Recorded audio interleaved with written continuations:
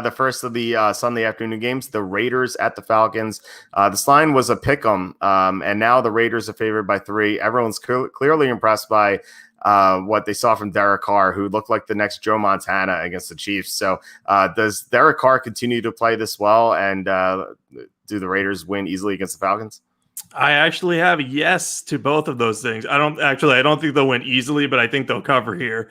Carr has been very good this year. He's just been steady and he's avoided turnovers. He has 19 touchdown passes on the year and just 3 interceptions. And even that line is misleading because one of his interceptions came against the Chiefs in that game we watched where he had 28 seconds to drive the length of the field, basically. So he just threw one up. They got picked by Daniel Sorensen. But the reason that I'm taking the Raiders in this one, it's pretty much one thing. The Falcons might be without Julio Jones in this one. Julio Jones hurt his hamstring against the Saints.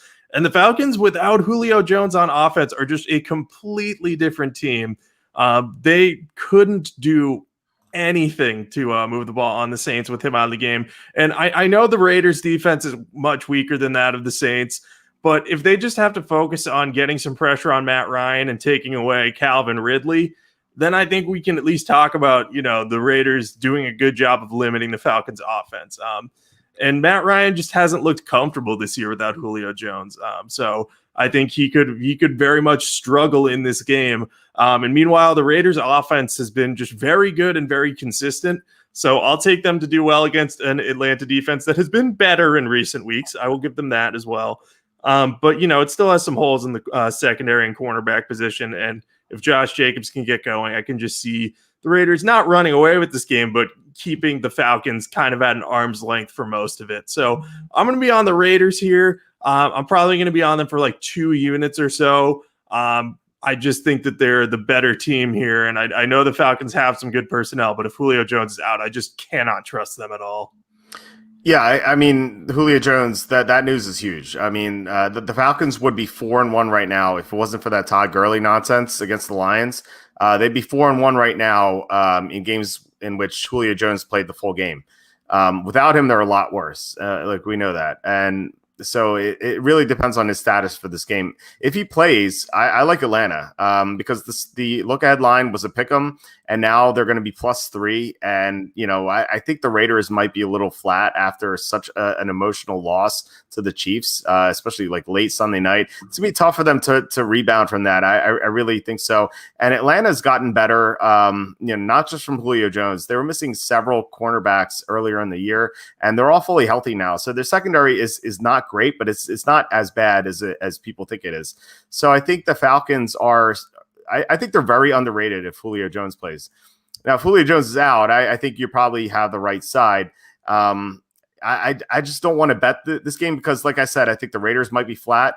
And also with this line, I think that the most likely result of this game is the Raiders winning by 3, but after that, it might be Atlanta winning by 3.